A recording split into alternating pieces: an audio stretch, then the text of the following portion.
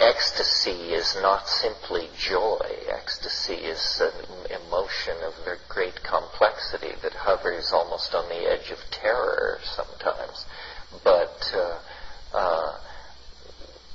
we could speculate that the orgasm is an interesting phenomenon, and what is the chemical basis of orgasm, and why does it occur at all? Since in many animals it doesn't occur. And in fact, as you advance in the animal phylogeny, orgasm becomes more common. Well,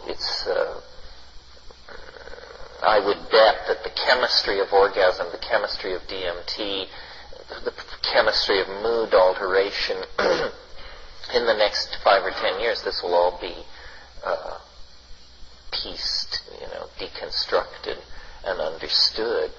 I mean, the recent flap of Viagra will be as nothing when a drug is discovered which causes orgasm. And chemically, this is probably not far out of reach. Orgasm is a pretty general spectrum chemical response that you ought to be able to pharmacologically mimic with reasonable facility. I'm sure some of our best people at our pharmaceutical companies are hard at work on this. Yeah, but I digress. Before we get to prayer, would you talk a little bit about the mimosa hostilis? Oh, as a source of DMT? If you can get it, Mimosa hostilis is at least as exotic as Psychotria viridis. Seeds are sold by some of these seedsmen.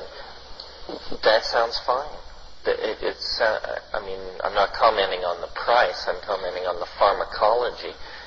If you take 2 grams of Pegamen harmala seeds well ground and a sufficient amount of the root scrapings of Mimosa hostilis, which is the Brazilian species, and then the conspecific Mexican species is Mimosa tenuifolia, teniflora. As far as we can tell, chemically these things are equivalent. That works. Basically, if you're serious about pursuing this, you need to get into the habit of growing things and gardening, or you need to sharpen up your chemistry chops and actually become a synthetic chemist.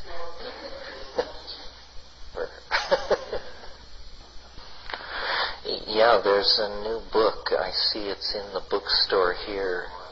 The Maya Cosmogenesis 2012, John Jenkins' book about Mayan archaeoastronomy. If you're interested in all that, his book pretty much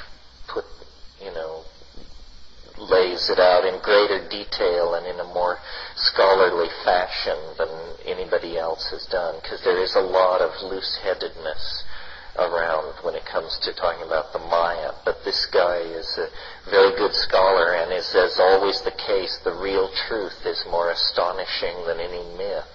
So if you're interested in all that, check it out. And we will talk about the Maya and the time wave and the millennium and all of that stuff in the course of the weekend. The original prediction was that there would be a deep plunge into novelty in 1996. That it would be the deepest plunge in the 90s. But that was based on my mathematics before John Sheliak corrected it.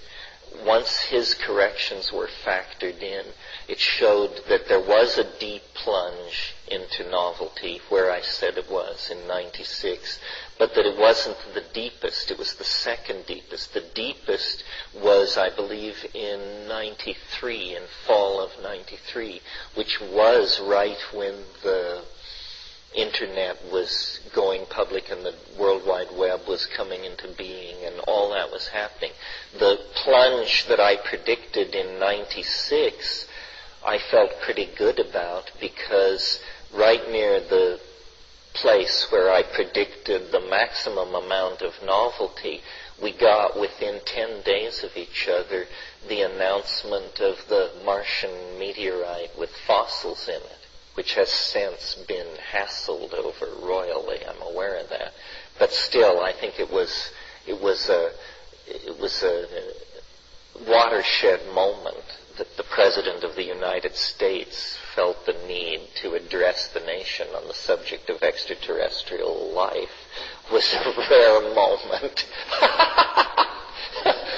And then within 8 days of that announcement was the announcement of Dolly, the cloning of the sheep in England, which again, if certain scenarios come to pass, that will be a moment, the point the human race passed from which there was no going back then, because basically if you can clone a sheep, you can clone a human being.